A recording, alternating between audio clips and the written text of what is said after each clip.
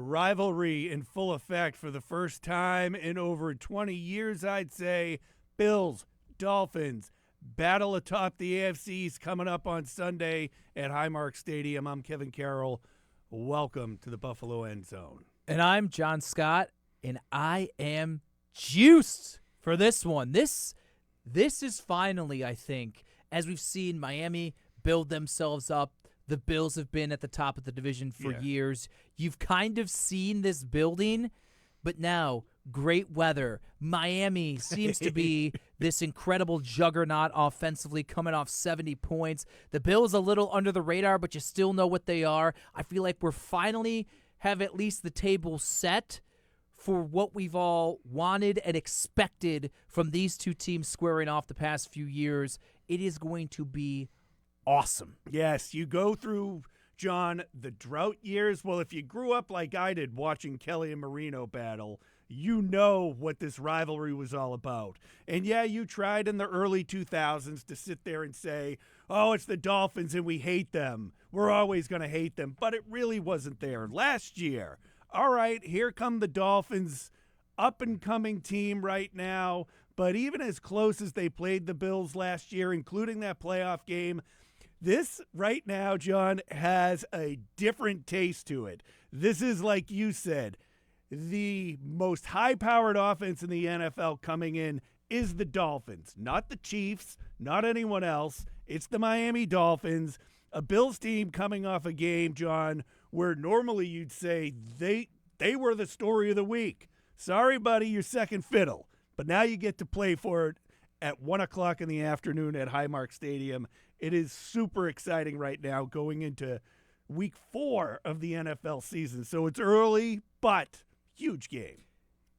And it even has different juice than previous Kansas City games or previous Cincinnati games. Some of these other games with high-powered opponents that you thought the Bills were fighting for to be the top dog in the AFC. Miami's not rising. They're shooting up early this season, and rightfully so. I think they should be looked at as the best team in the AFC right now, and I would even put them ahead of Kansas City. I don't think it's definitive by any means. It's still super early, but if just from the eye test on the results, and it's not just 70 points and over 700 yards against Denver, it's totality. I thought that what they did against the Chargers was impressive. Even against New England when things stalled in the second half, I thought overall to go in there and beat that team rather, I'm not going to say easily, but it wasn't necessarily as close as the score indicated. And then obviously, I don't care who you're playing.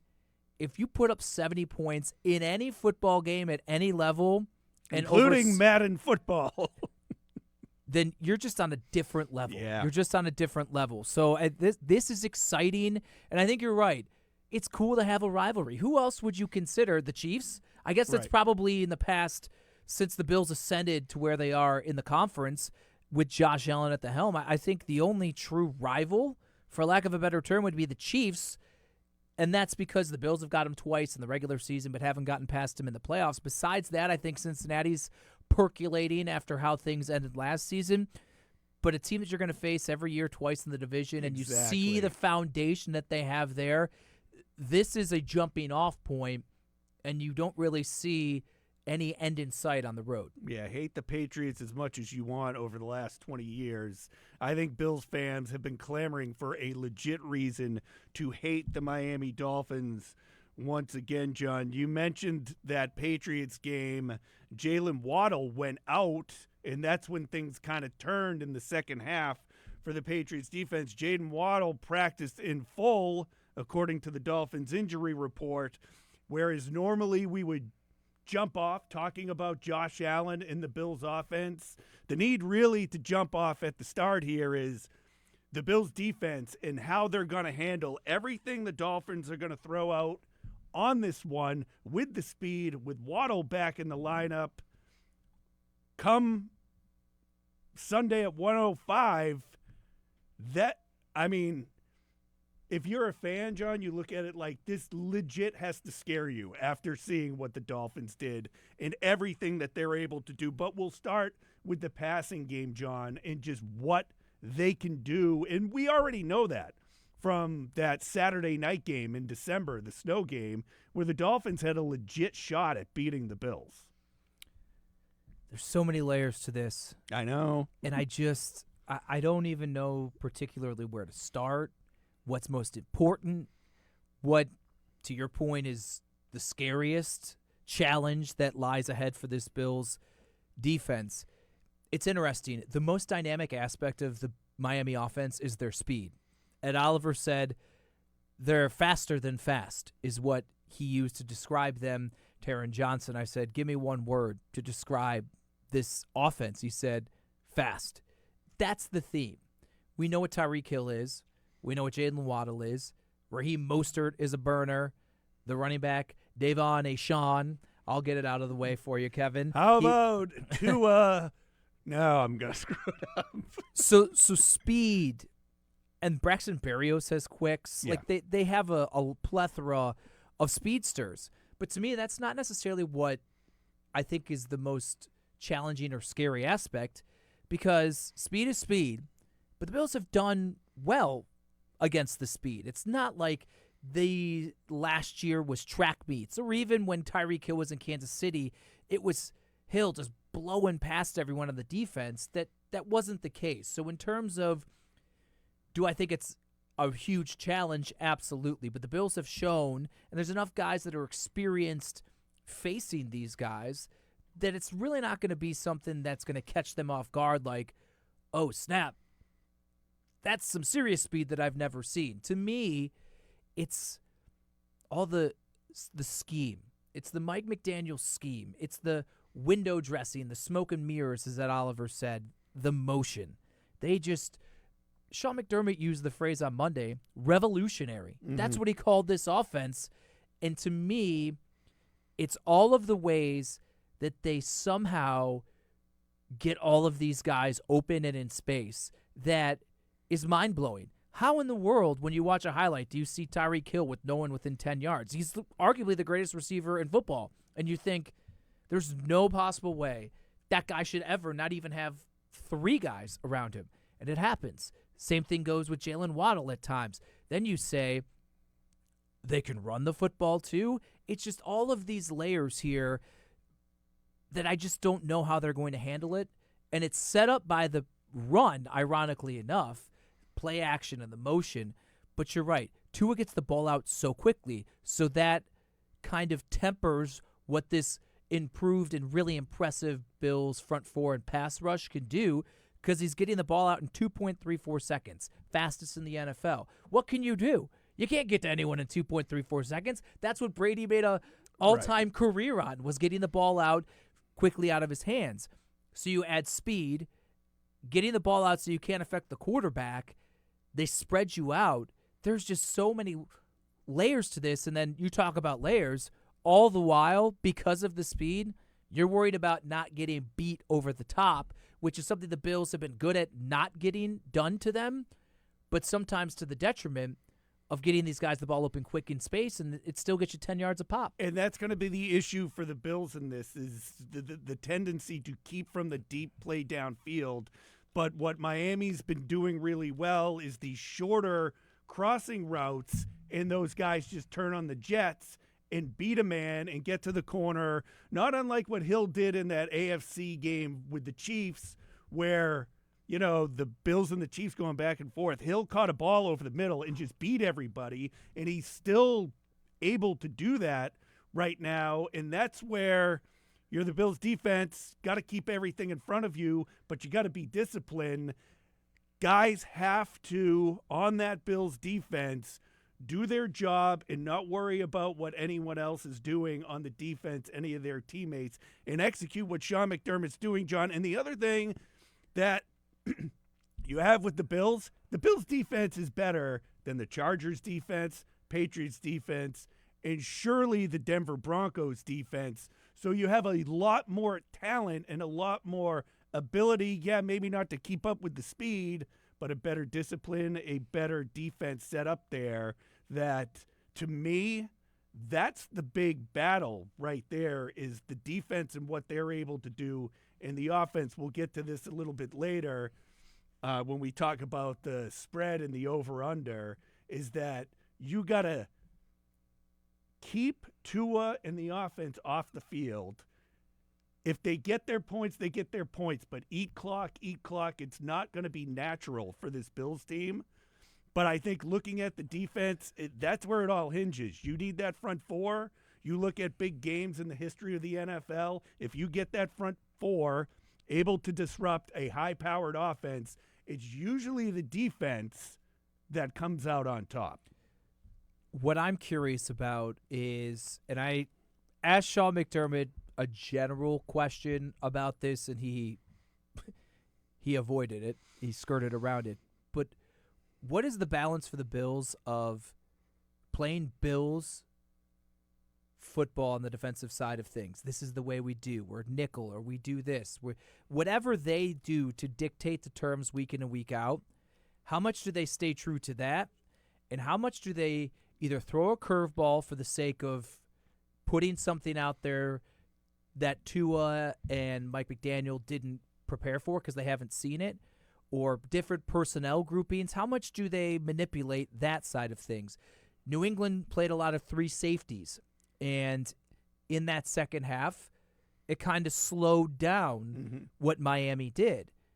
But does that mean that the Bills should take off Taron Johnson and put in Taylor Rapp? I don't necessarily think so. Or does that mean you leave Taron Johnson and you pull a defensive lineman off the field and think, well, if he's getting it out in 2.34 seconds, we're not going to get to him, so let's just put more coverage guys and put Rapp in for an interior guy and almost run three defensive linemen.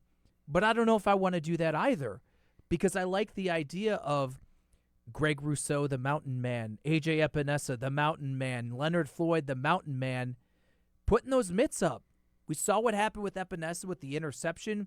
He had a pass deflection the week prior.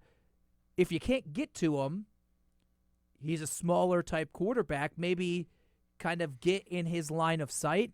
So I don't know. That's just what I want to see. I think it's going to be the biggest, not only test, but showcase of Sean McDermott, the defensive play caller.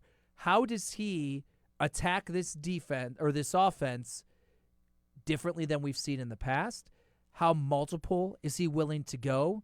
Because whether it was because of Leslie Frazier and what he wanted, or what McDermott wanted to do in years past, the Bills basically just go nickel and say, we're going to figure it out. And I don't know if that's the best course of action this week. And then there's the run game on top of all that, John, that, what was it, close to 750 yards total offense or over? 720 something. And the ground game, my gosh, you just go through the highlights and look at some of those touchdowns that were ripped off there. You talk about catching a short pass and then taking off with it. Some of those runs were ridiculous enough that if you're worried so much about these speed guys at wide receiver, then you have speed guys at running back with the ability to, you're not catching them. Once they get by you, you're not catching up with them. I mean, Raheem Mostert's one of the fastest running backs in football. I mean, that guy can cook. And I think it was Ed Oliver who was really good today when speaking with the media at the podium, saying when you think of like the 5 fastest times of speed in a game, Tyreek Hill's got 3 of them. Raheem Mostert's got 1. Jalen Waddle's got all these guys do that. To me, the running game is the difference here, because when you think of prolific passing attacks, like the Bills, to some extent, you usually think the running game is so secondary. But this is based off of play action. It's based off of running. They're a running team. When McDaniel was in San Francisco with Mostert and some of these other guys, everything worked off of the running game. That's the way his concepts work. And so he's going to commit to the running game. And this is where I get concerned about how the Bills are going to be able to hold up against this team, because it's Kansas City, for instance, prolific passing attack, especially when they had Tyreek Hill. You knew they let them that one game just run the football, and it almost allowed them to win the game. Mm-hmm. I don't think you could do that with Miami and say, well, we're just going to play the pass, and if you just want to run it 30 times, we think that'll shorten the game and we'll have a shot. I think they're too dynamic. I think they're too good, and this is where, as good and talented as I think the Bills' defense is, I'm not saying they're going to get 40 put on them. But this is where the yin and the yang between the run and the pass of Miami is where my biggest concern lies on that side of the ball. Yeah, I just blanked on what I was going to tell you. But, Terrell Bernard, I was going to bring up. We talk about the different dynamic he brings. He's Defensive Player of the Week, the Bills middle linebacker. Him as opposed to Tremaine Edmonds in a position like this, we've already seen his athletic ability. Defensive Player of the Week, did a ton in that game against the Commanders. And I think the Bills' defense, though, John, really does need to be recognized for what they are, with all the worry about what the Dolphins are going to throw out there. There is this idea, though, that, well, defense wins championships. Defense can trump that. I get a little worried when I see Jordan Poyer and Micah Hyde on the injury report early in the week. We'll get more into that before the game. Added up with their age and being injured, and I thought through the first few games that maybe they've lost a step or two with where they are right now. But the defense as a whole, I think, under McDermott, if it plays the way it's supposed to, can handle what the Dolphins are going to put out there. They've looked good, especially the front. This is a litmus test for all three levels. You've seen the pass rush exclamation point against Washington with the front four and how relentless that group has been. Are they going to be able to do that against an offensive line where Tua's only been sacked once, largely in part because he gets the ball out of his hands? Can they dictate and affect the game the way that they have the first three games, even in that loss to the Jets? The linebackers, Milano the first 2 weeks was sensational. Now you see Terrell Bernard making plays. Can they continue their stellar play? And Bernard in particular, can he be the two-dimensional player? Can he not only be what I think we've already started to see of maybe better in coverage than what you were getting out of Tremaine Edmonds, but can he be that guy that if he's out there in space and he has to make a tackle against a guy who can be a home run hitter like Mostert, can he make the play? Can he be stout against the run when it's one-on-one? We need to see things like that. And then in the back end, I think Poyer and Hyde will play, especially Micah. This is probably just the way it may have to go for a couple weeks or whatnot, of just give him some rest. I think he'll be fine. But what do they do with Tre'Davious White? Does he shadow Tyreek Hill? Does he shadow Jalen Waddle? Does that allow the rest of the back end to scheme up how to take away the rest of the options? Is Trey up to the task of doing that? We talked after this past game, a great interception. It appears week after week that he's getting closer and closer and closer to being at the same level as the All-Pro Trey White that we saw prior to the knee injury. This is a big test. Do you do that? Do you have him follow anyone? Do they just stay on sides? I just think Trey on Waddle, and then you double up where Hill is and put Hill in a position where he's out of the game and tell Trey White, listen, Waddle's coming off a week off, a game and a half off. He's yours. You stay with him. You look at his body of work the entire week. That's all you're concerned with, and let us take care of the rest. I'm no football coach, but to me, I just think that's what I would say would be the best recipe. Well, and that's what makes having an all-pro caliber shutdown corner so advantageous for any defense, is you could take these tough situations that teams that don't have that, they have to make decisions. They have to figure out, well, you can't double both. you have to put someone on an island. Well, if it's Trey White, you feel usually confident. It's still going to be a tall task. But I'll be curious where Trey lands, where he's going to do that. And obviously a tall task for Christian Benford. But if you remember, the Bills starting quarterbacks last year were Christian Benford and Kyer Elam, that first game in Miami early in the season. And I didn't think they held up that bad. I actually think they were pretty good. Benford actually got hurt in that game. He hurt his hand. Kyer Elam played well against the Dolphins throughout the entire season last year. He did. I'm not saying he's going to be up for this, but again, you know more than me. I could just be talking out of my butt right now, but if you go off of last year's performance, So that opens up a conversation. I heard our friend of the show, Matt Perino, on his podcast brought up the idea of if he thought Kyer Elam should see the field against the Dolphins. What are your thoughts? I think so. I mean, the one thing with Kyer Elam that stuck out in my mind, aside from that first meeting down in Miami, is the 2 games in Buffalo, the Saturday night game and the playoff game. He was noticeable to me out in the field. He came up with plays. I think he had an interception in the playoff game. Yeah, it's like it sealed it. Yeah, to lock up the game.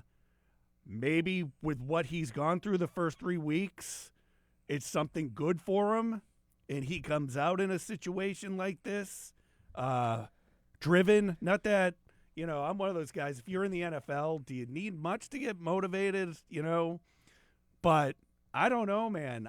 I kind of lean that way with just how he performed against Waddle and Hill last year. My biggest issue is who is he playing for? Christian Benford has been very good, Right. and analytics back that up. And I'm not a big analytics guy, but I saw some numbers in a chart earlier today that show that he's one of the best corners in football through 3 weeks of not allowing significant separation from the wide receivers.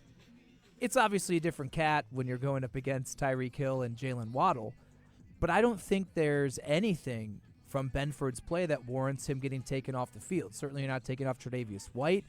I don't think you take off Taron Johnson in favor. Is it worth sitting Dane Jackson and just having Elam up? I think you could keep Dane Jackson, and you could also have Kyer Elam up. Okay. I think it's fair and reasonable to think that the way they manipulate the actives, I think this would be a good game to have Kyer active. Should something happen, the secondary probably the most stress they will have felt through the first 3 weeks of the season. And to your point, let's say it hits the fan early and they get punched in the mouth, Yeah. and McDermott's looking for something different. Maybe that would be it. I would dress him, but I would not have him as any part of the game plan because the pieces you would have to take off the Bills' defense, I just don't think it would be worth it or warranted. Should be interesting. You talk about getting punched in the mouth early. Raiders were able to early drive the ball down the field and score. The Commanders were until why do I keep wanting to say Christian Benford? Terrell Bernard had that interception. So it makes you wonder not to hit the panic button if the Dolphins on their opening drive just work the ball down the field and put up 7 before the Bills have been able to do anything. Yeah, I think, though, there's 2 ways this could go, and this is probably an obvious statement. I think the Bills will either be so prepared that they'll be ready for the first punch that Miami throws at them, and then it's this chess match between McDermott and McDaniel of what are these 2 very great minds on both sides of the ball going to do to counter the other? Or, I think this is probably what happened against the Raiders and maybe even Washington. Not to say that the Bills were unprepared, but maybe just the natural opening script for these teams being too juiced up, which I think is a real thing for this one in particular. Maybe guys, they're just not on it, that opening drive. They need to settle in, and especially with all of these looks, I think maybe it's not the speed they have to get used to. Maybe it's the window dressing and figure out, all right, how do I sift through all the nonsense and simply really dial into how I can diagnose what's actually happening? And then the response. We'll go to the offense now, Jon, and how the offense needs to approach this game. Do you want to get into a shootout with the Miami Dolphins?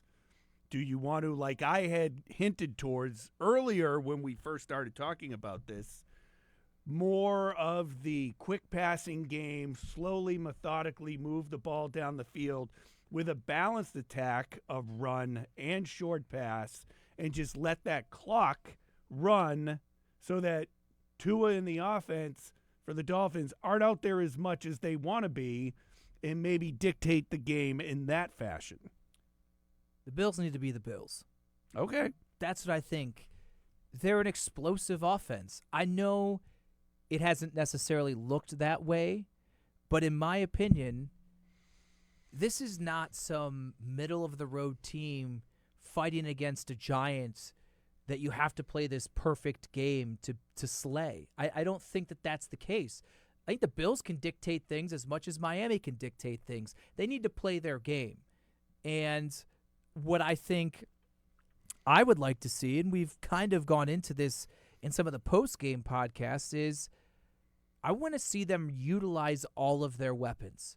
Right. And maybe that is the change of pace or the different looks that the Bills can show Miami to put them on their heels a bit. And that's maybe this is a Dalton Kincaid game. Maybe instead of Dalton Kincaid 3 yards down the field, you're driving him down the middle. Maybe that's more of what you do.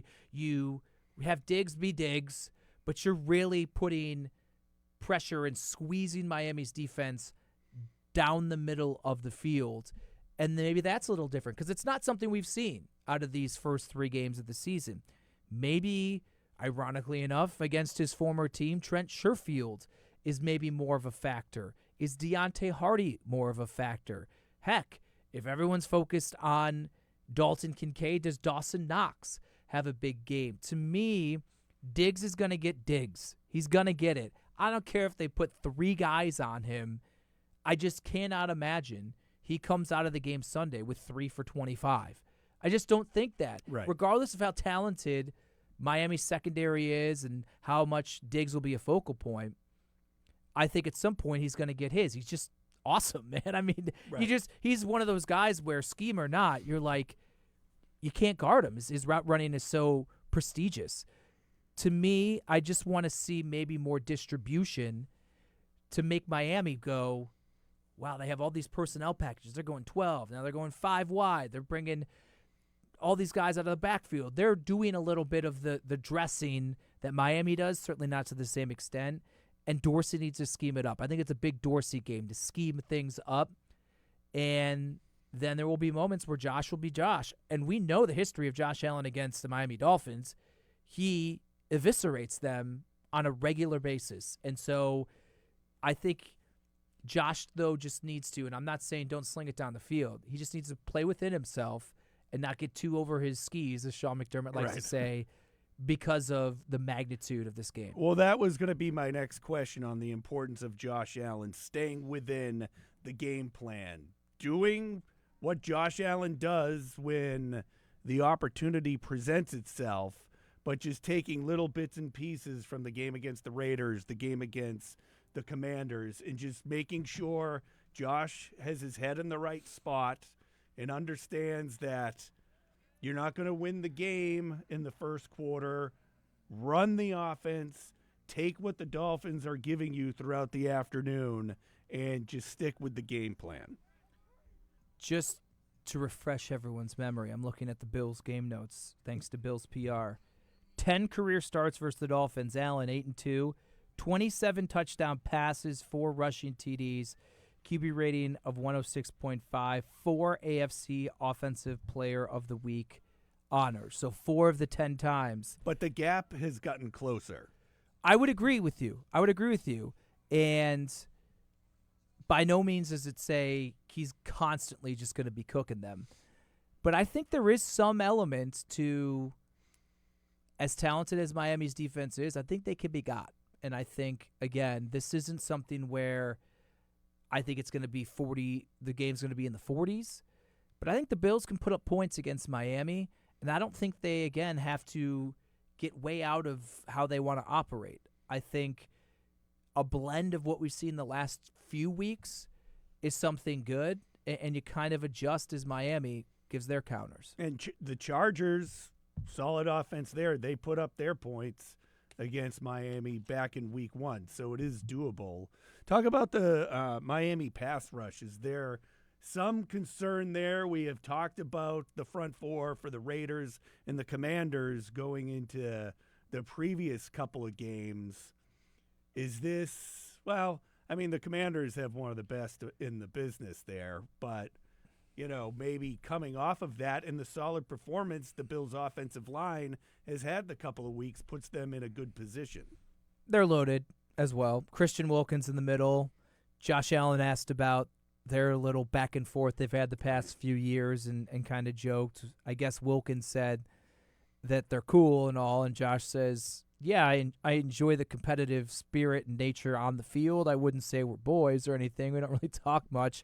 But Wilkins is a problem. He's really continued to grow into a premier type guy in the interior. Bradley Chubb, the big trade that they made, I don't think the dividends have been paid for what they gave up yet, but he's a talented edge rusher. Jalen Phillips is a guy that played opposite on the defensive front at Miami with Greg Rousseau. Actually, I don't know he didn't because of COVID, but Greg Rousseau, I think, knows Jalen Phillips a little bit. Either way, both Miami pass rushers, and he's developing into a great player. Emmanuel Ogbah's a guy who's been in the league for a bit, and I think is solid. So they have a lot of talent on that front.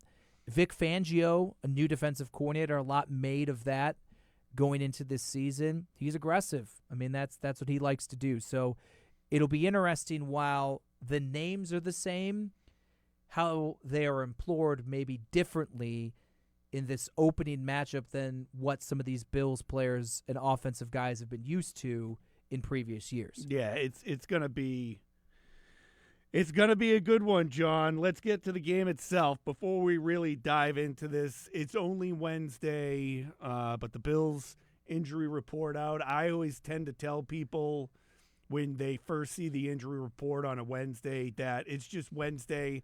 Some of this stuff is just standard operating procedure for NFL teams, for guys who are dinged up to make sure that they don't aggravate anything earlier in the week. Yeah, we mentioned Jordan Poyer and Micah Hyde both out of practice on Wednesday.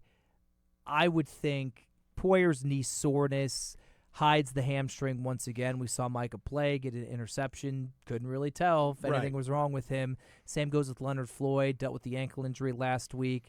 He said last week he was going to play. He said after the game there was really no shot he wasn't going to play. I think, again, this is just the preventative plan that they have in place to slowly give them the rest and treatment that they need and make sure that they're ready come Sunday. I'm not worried about any of them. Ryan Bates dealing with something. He's a backup offensive lineman. Certainly, we saw what happened a year ago where they got depleted with injuries and whatnot. Some of that was the circumstances of the conditions. You don't want anyone hurt. Saran Neal dealing with something as well. Taron Johnson popped up as limited with a hip injury, but he seemed fine after practice. I'm not particularly concerned. Actually, this time a week ago, with the laundry list of guys on the injury report, I thought for sure someone would have missed the game. And lo and behold, we enter the Commanders game where nobody even has an injury designation. I'm not going to go that far, but I don't think injuries, unless something should happen Thursday or Friday in practice, should be of any concern. I think the Bills will be fully loaded and ready to go come Sunday. All right.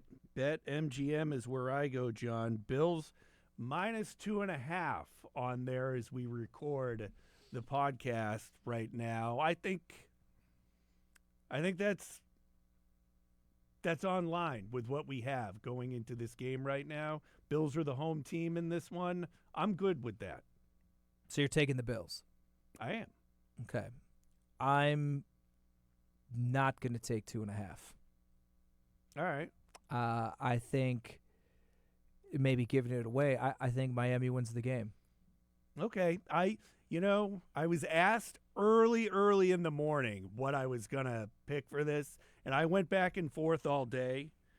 I look at it. I mean, you and I have talked what we think. Over under is 53.5. I don't think they're getting there. I'm taking the under on that.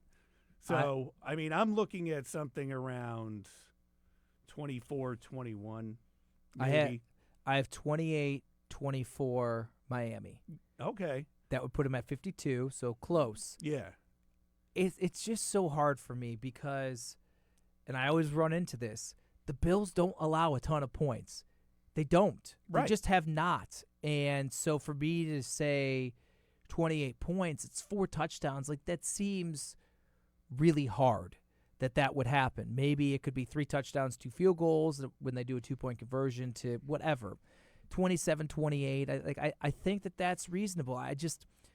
I'm really concerned, I guess is the word I'll use, of the balanced attack that Miami has, and that just the scheme of Mike McDaniel is something that's going to really temper what I feel has been the best part of the Bills' defense, and that's the front four and the pass rush.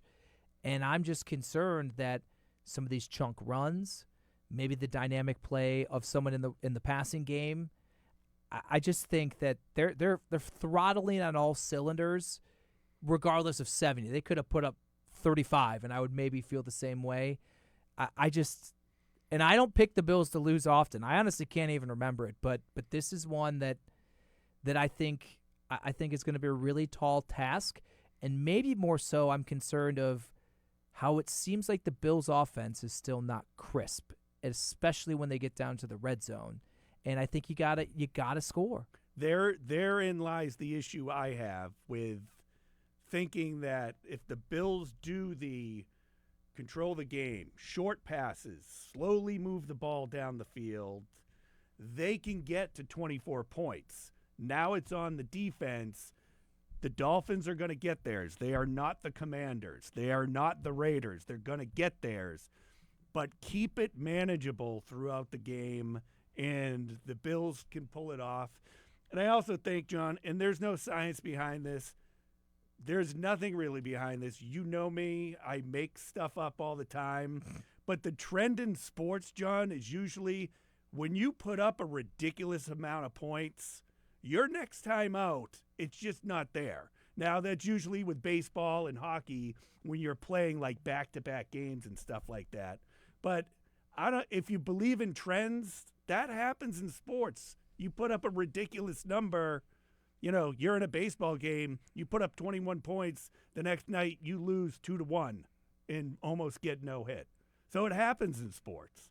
Wouldn't surprise me. I mean, I shot 17 under in PGA 2K21 yesterday, and I followed it up with a -10. Woof. That's tough, dude. So you're right, Kevin. Your point is proven. I just for the record, though, I'm going to stick with 28-24 Miami, but I'll just say this. I don't know if there's any outcome for Sunday that when we get on the pod afterwards, I can say that I was shocked. Yeah, I agree with you 100%. I think any outcome, I think the Bills getting blown out, which I think is the least likely, that would not surprise me, though. It being a tight game, one way or the other, either team could win, certainly wouldn't surprise me. Bills winning in a blowout, that wouldn't surprise me. I think it's going to be close. Right. It could be 10 points. I consider that close. But when we hop on the post-game pod, we'll be hard-pressed for us to start the show and say, well, we didn't see that coming. I just think it's all out there and all possible. All right.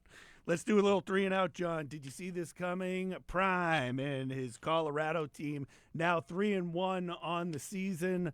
All eyes, at least my eyes, on that game against Oregon this past weekend.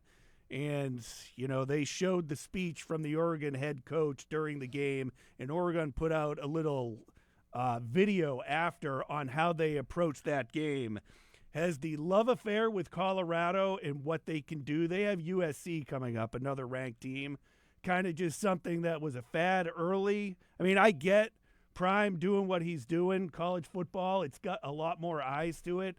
But is this something that is still going to be a work in progress with that team? And it was just kind of a cool story to start the college football season. I mean, Colorado was bad. They were bad. He completely flipped the roster, and he just does things in a Deion Sanders prime type of way. Flash, flair, bravado. That's just his style. That's the way he presents himself, whether it was as a player, as a coach, as a broadcaster. That's who he is. That's exciting. That's different because who else in college football is like that? Good, very good upset win with the points and the great excitement, but they barely won that first game in the upset over TCU, and then they nearly got upset at home against Colorado State. I think it just shot out of a cannon, and they're not at maybe a top 25 team, or they're like 24 or 25. They're a much improved team.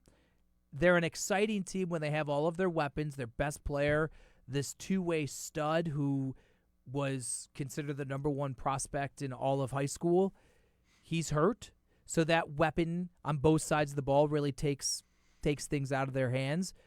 Deion's son is still a very good quarterback. Mm-hmm. They still have very talented guys around him, but they're probably going to lose more games. That's just the reality. Very few teams can go from winning 1-2 games and flipping over the entire roster and being a top 15, top 10 team overnight. That's just not going to happen.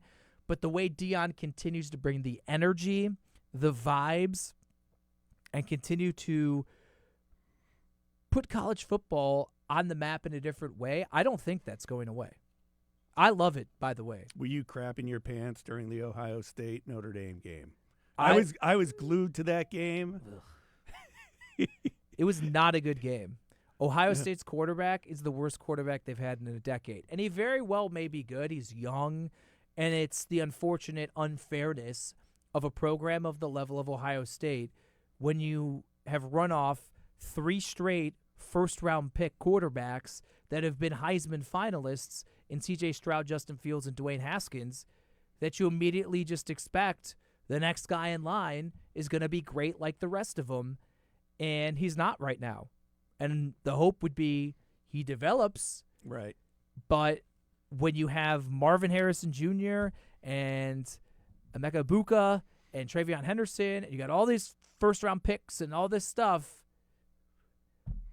they need to be better. I didn't picture Notre Dame hanging that close. They shouldn't have. Their quarterback stunk.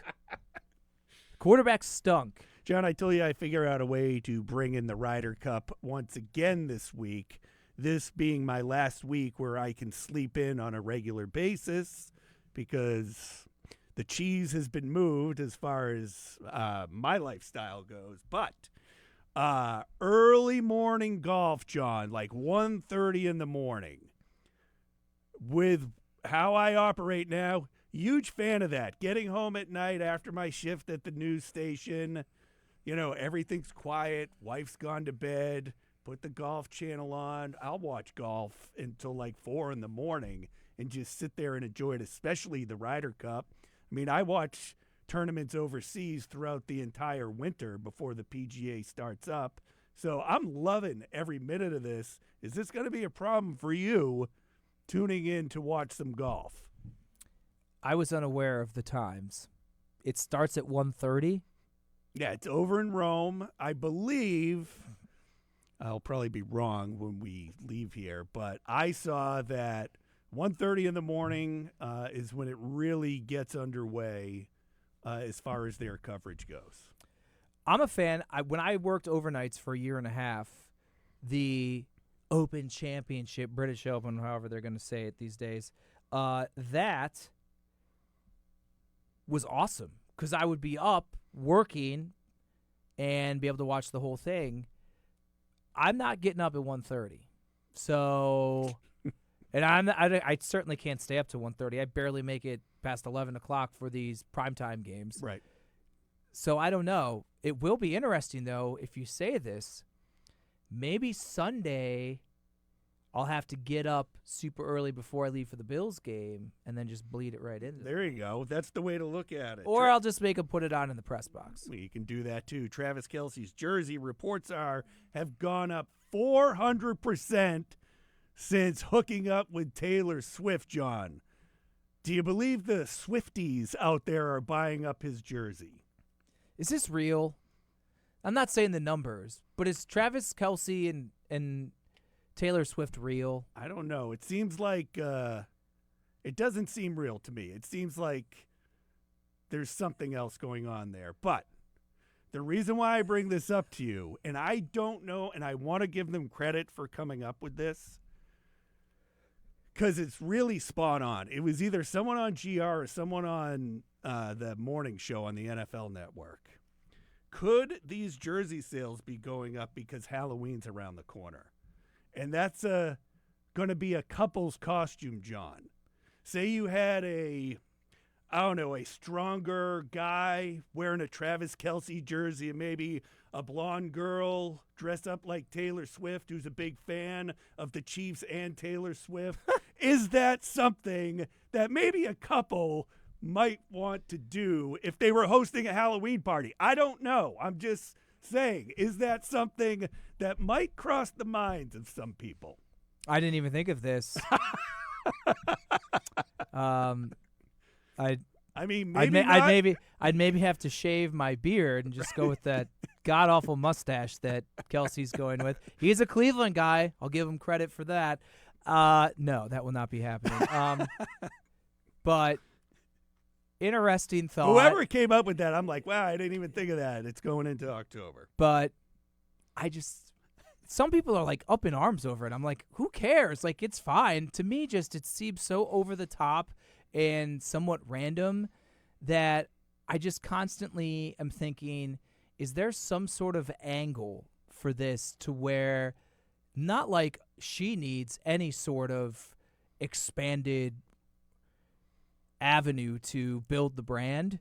She's the most popular person on the planet probably right now, but I don't know. But see the videos of everyone turned around with their cell phone just to get her in the Kelce suite and think, how could she ever go to a game again? Well, did you see that one video where they thought she was taken out in a popcorn machine? No. I think Barstool put it out there, like randomly out of the suite, this giant tall popcorn machine was rolled out and taken into a kitchen, and they never saw Taylor Swift come out of the suite. Whatever. Classic superstar musician stuff. I mean, I don't care about it. I just brought it up because I thought the Halloween costume. I'll give her credit, whether it was authentic or not, and I'll give her the benefit of the doubt that it was. When he scored the touchdown, they showed the video of her, and she goes, "Let's bleeping go," and she's just screaming. You talk about being comfortable with the parents of your significant other. Right. You're in the – now, we know the Kelce, so that's probably fair game, but let's bleeping go is a great reaction from your new boo. Absolutely. Anyways, we got to focus, John, on the Bills and Dolphins. That's coming up on Sunday at Highmark Stadium, a 1 o'clock kickoff. I still owe my dad $2. He's mad this game's at 1 o'clock, and he's not betting on it because he doesn't like that line. But we'll be back with the Buffalo End Zone postgame show, you, me, and Fred Jackson on the TV side of things, and then John and I right back here with a fresh Buffalo End Zone podcast. After the Bills-Dolphins, big game to see who's atop the AFC East and who's the front runner in the AFC coming up after this one. For Jon Scott, I'm Kevin Carroll. As always, thanks for joining us, everyone.